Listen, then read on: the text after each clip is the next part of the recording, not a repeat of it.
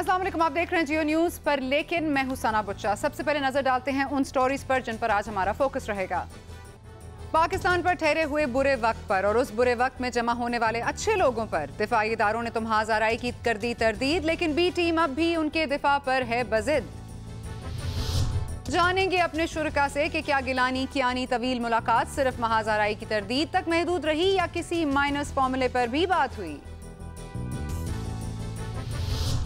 पूछेंगे जुल्फिकार मिर्जा से कि वो दुबई तो गए लेकिन उनकी सदर आसिफ जरदारी से मुलाकात क्यों नहीं हो सकी। इसके अलावा जिक्र होगा इमरानी सुनामी की नजर हो जाने वाले आजम स्वाति का।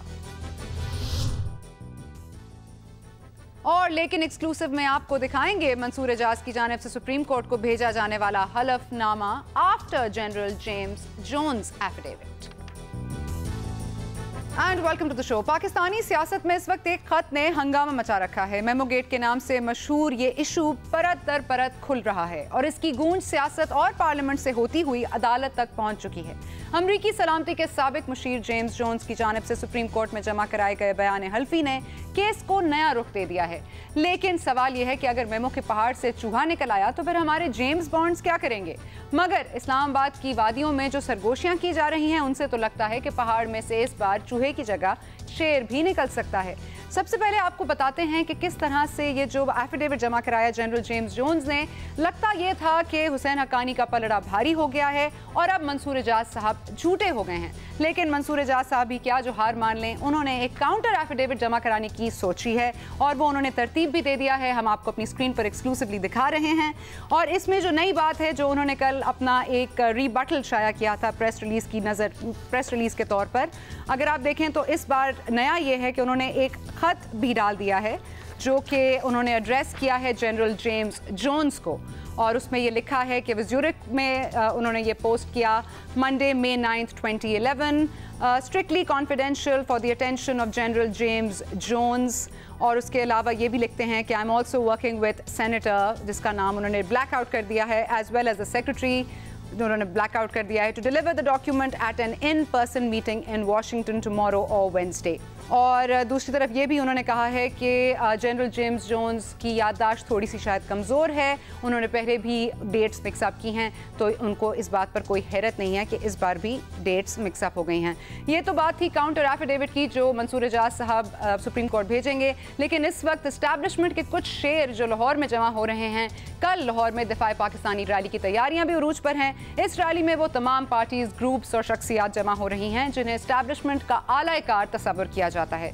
मालूम नहीं कि मुल्क का तेजी से बदलता मंजरनामा क्या रंग दिखाने वाला है, लेकिन मालूम तो ये भी नहीं कि आज महाजिर कौमी मूवमेंट के चेयरमैन आफाक अहमद की अदालती हुक्म पर रिहाई से कराची के हालात पर क्या असरात मुरतब होंगे।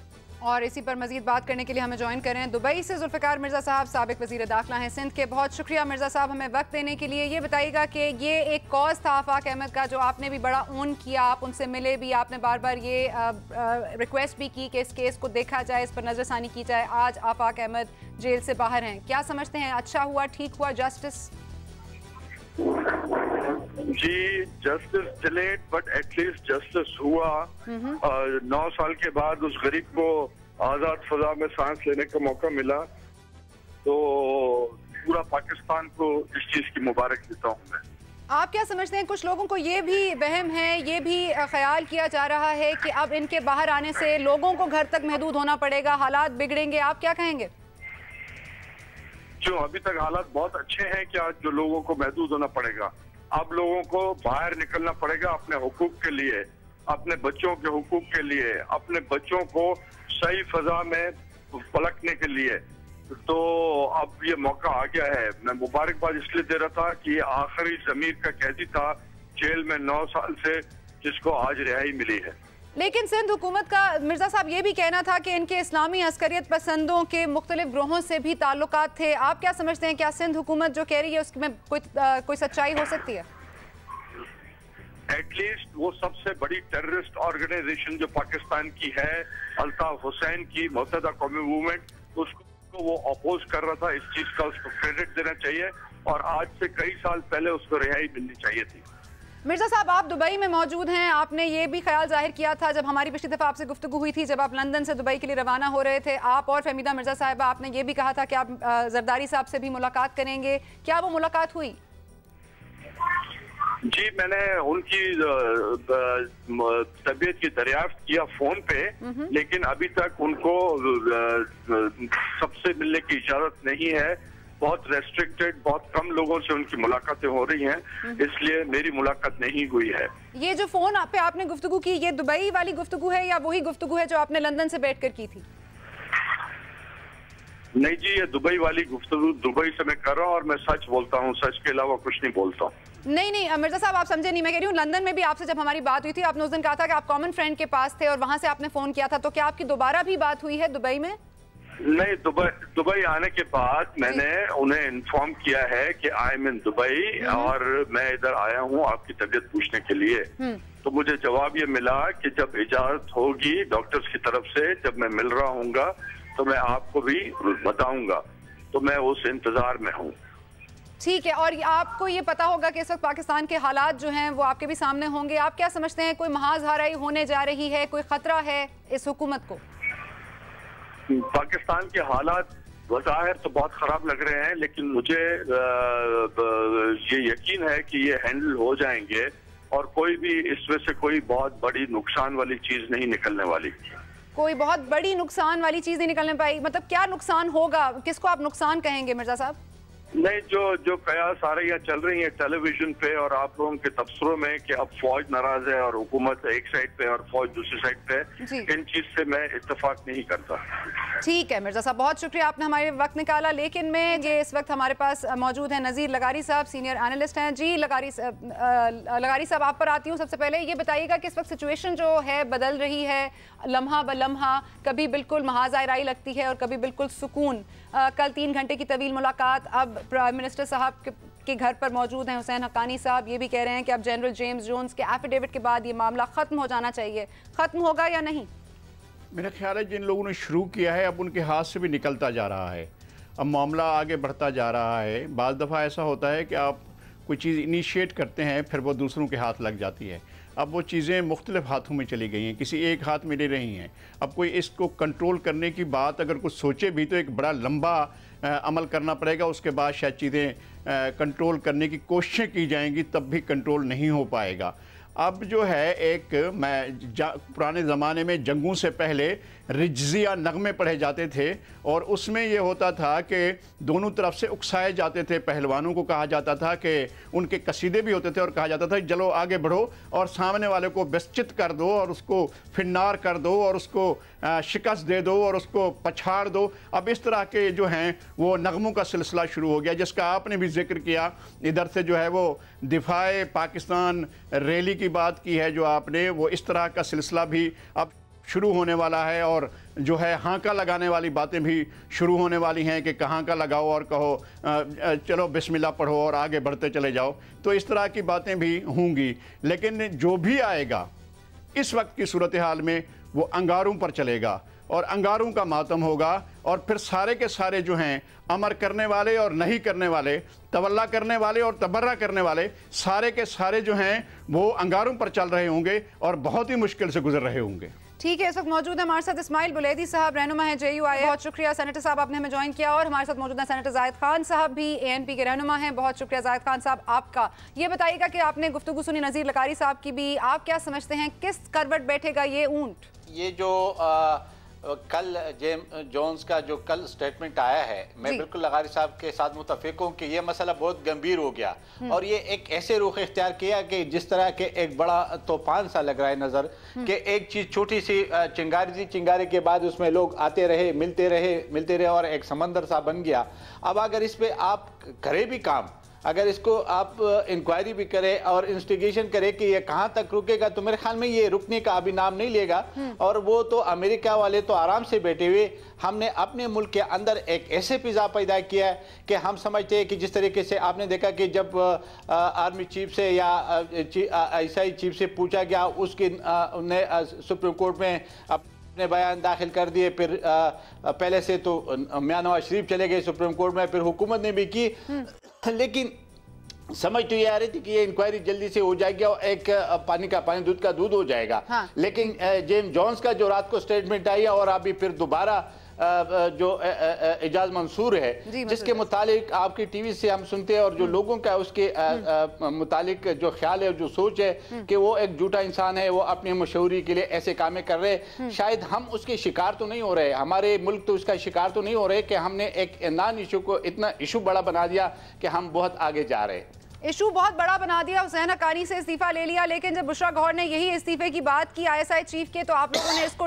ऑन ही नहीं किया। आपने कहा ये उनका ज़ाती तौर पर बयान है। आप नहीं समझते कि अगर किसी की भी पर्सनालिटी मशकूक हो जाए या इस तरह से कोई बात हो तो उसको खुद वाकई वॉलंटरीली रिजाइन कर देना चाहिए? देखिए जी, एक एक बात मैं वाज़ेह करना चाहता हूँ। एनपी ने न तो हक्कानी साहब से मुतालबा किया था कि आप इस्तीफा दे दें और ना उस जनरल पाशा से, वो इसलिए कि अभी हम इस चीज़ को झूठ समझ रहे हैं और हमने इब्तिदा से इसको झूठ समझा, तो हमारी पॉलिसी इसलिए इस पर अभी नहीं है। और हम यही समझते हैं कि जब तक किसी चीज़ का क्लियरेंस ना हो, उसके लिए अगर एक बंदा सिर्फ इल्ज़ाम लगता है, इल्ज़ाम पे आप उससे कहते हो कि जी आप इस्तीफा दे, तो मेरे ख्याल में ये मुनासिब नहीं है, गैर मुनासिब है। हमारी पार्टी का अपना एक उसूल है, चूँकि वो उसका अपना राय था, उसने उसके असम्बली के अंदर राय दिया, लेकिन ये पार्टी पॉलिसी नहीं थी, क्योंकि हर एक इशू हमारे इदारे होते हैं, उसमें डिस्कस होते हैं, उस पर पॉलिसी बनती है। तो अभी ऐसे पॉलिसी हमारी नहीं, क्योंकि इस चीज़ को हम झूठा समझ रहे हैं कि जो एजाज मंसूर है उसके मुतालिक जो हमने सुना है और आपके चैनल में जो लोग कहते हैं कि वो उसकी क्रेडिबिलिटी है नहीं, उसके क्रेडिबिलिटी जो है ना वो मशकूक है और हमेशा के लिए वो ऐसे काम करते हैं जिसे अपनी मशहूरी करना चाहते हैं। तो फिर उस पर हम किसी से इस्तीफा लेने का और किसी पे ऊपर केस बनाने का, तो हमने एनपी अवामी नेशनल पार्टी ऐसे न कभी सोचते हैं न कभी देखती है, लेकिन जब कोई चीज़ सामने आएगा उस पर हम अपनी पॉलिसी देंगे, क्योंकि अभी तक हम इस चीज़ को मशकूक समझते हैं और झूठ समझते हैं। आप नहीं समझते जब तक आप अपनी पॉलिसी वजह करेंगे देर हो जाएगी? जाहिद खान साहब देखिए जी, आप सना मैं एक बात बताना चाहता हूं। देखिए कल भी हम ये कह रहे थे कि ये झूठ है, तो आपने देखा कि जो जॉन उसका जो स्टेटमेंट आया उससे साबित हो गया कि ये चीज़ सारा गलत है। तो मेरे ख्याल में हम ठीक है और हमें हमारी बात पे सब लोग आएंगे, क्योंकि हमेशा के लिए इस मुल्क के अंदर ऐसा हुआ, चाहे अफगान वार हो चाहे कोई भी हो,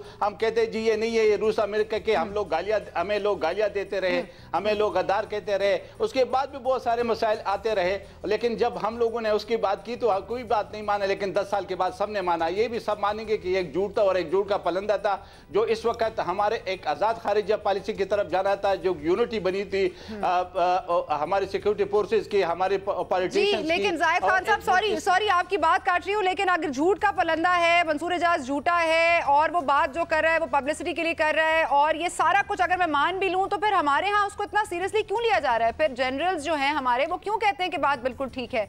क्यों ये हम जनरल जेम्स जोन्स के एफिडेविट का इंतजार करते हैं, उसके बाद हम मानते हैं? तो ये हम पिक एंड चूज तो नहीं कर सकते कि क्या झूठ है और क्या सच है। देखिए मैं इस चीज़ को इसलिए मैंने अपने राय का कहा आपको कि हमारी पार्टी अभी इस चीज़ को सही समझ। देखिए पहले उसने स्टेटमेंट दिया है कि जी जनरल पाशा साहब गए सऊदिया से और यूएई से मदद मांगी कि हम इस मौजूदा हुकूमत को हटाना चाहते हैं, फिर दूसरा और ख़ुद अपने ईमेल के ज़रिए और फिर अपनी ईमेल को डिनाई कर दिया। तो ये सारी बातें ऐसी आ रही है कि मैं कहते हैं ये झूठ है, और जो झूठ का कोई पाँव नहीं होता है, जो उसका कोई रिकॉर्ड नहीं होता है, तो इसलिए उस पर हम अपनी पॉलिसी मैं इसलिए आपसे यही अर्ज कर रहा था कि हमने इसको इतने हवा दी है कि हमारे मुल्क के में इसके अलावा कोई बात नहीं। अमेरिकन आराम से बैठे हुए उसको वो बिल्कुल उसको तवज्जो नहीं दे रहे इस बात। लगारी साहब आप पर आती हूँ, ये बताइएगा कि सिचुएशन आपके सामने, जाहिद खान साहब की भी आपने गुफ्तगू सुनी, हम पिक एंड चूज कर रहे हैं, अभी भी क्या सच है क्या झूठ है, कोई पॉलिसी वजह नहीं हुई है, क्या बहुत देर तो नहीं हो जाएगी?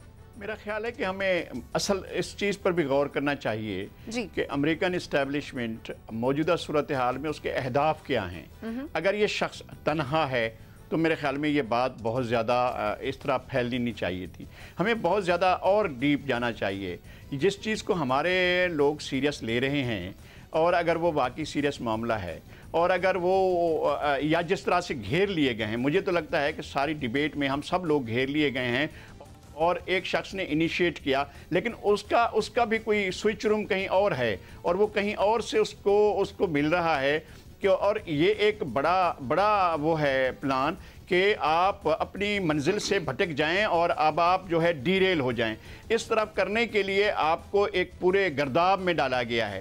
اس صورتحال میں آنے کے بعد یہ اب جاننا ضروری ہے کہ یہ اس شخص کا پرسنل ایجنڈا ہے یا اس شخص کے پیچھے کچھ اور قوتیں موجود ہیں جن کے جو مفادات ہیں وہ ہمارے اس ایجنڈے کو ہوا دینے والے لوگوں سے ملتے ہیں. یعنی بہت چیزوں کو غور کرنا ہوگا. یہ اب میاں نواز شریف کہیں ایسا نہ ہو کہ وہ پھر بعد میں پوچھتے رہیں کہ مجھے یہاں دھکا کس نے دیا تھا, ادھر ادھر دیکھ کر بات کرتے رہیں, جس طرح سے کسی زمانے میں پرویز مشرف کہا کرتے تھے کہ جی مجھے تو سمجھ نہیں آ رہا ہے مجھے کس نے دریا میں دھکا دیا. کہیں ایسا نہ ہو کہ نواز شریف خود پوچھ رہے ہیں مجھے کس نے کہا تھا کہ بھئی وہاں جا کر جو ہے عدلیہ میں جاؤ اور جا کر یہ پٹیشن دائر کرو. وہ اس طرح کے سوال کرتے نہ پھریں. مجھے اس بات کے خدشات ہیں کہ ایک وقت کہیں خدا نہ خواستہ ایسا بھی آ جائے کہ وہ یہ پوچھتے پھر رہے ہوں کہ یہ کیسا ہو گیا ہے, یا جو لوگ اور انوالو ہوتے جا رہے ہیں وہ یہ پوچھتے پھریں کہ بھئی یہ سارا کیسے ہو گیا تھا. میں نے پہلے بھی عرض کیا تھا کہ ہم انگاروں پر چلنے کی مشق کر رہے ہیں اور اس میں ادارے بھی اور سیاستدان بھی جو تالیاں بجا رہے ہیں وہ بھی اور جو تالیاں نہیں بجا رہے ہیں وہ بھی, تماشبین بھی کہیں انگاروں پر نہ چل رہے ہوں. اور جو ریلی کر رہے ہیں وہ میرے خیال میں ان کو بھی چلنا صورتحال ان کے ہاتھ میں نہیں رہے گی. اب بہت پاکستان کہیں آگے نکل چکا ہے اس ساری صورتحال سے. جب یہ تالیاں بجانے والے بی ٹیم والے جو ہیں تالیاں بجاتے آتے تھے, خوابوں اور خیالوں میں رہنے کا زمانہ نہیں رہا ہے. وہ آپ کوئی اپنے طور پر کوئی چیزیں سیٹ نہیں کر سکتے. ٹھیک ہے لگائی صاحب, یہاں بریک لے لیتے ہیں. زاہد خان صاحب ہمارے ساتھ موجود ہیں. Ismail Buledi join us shortly after the break. Break لیتے ہیں, بریک کے بعد واپس آئیں گے تو مزید گفتگو جاری رکھیں گے.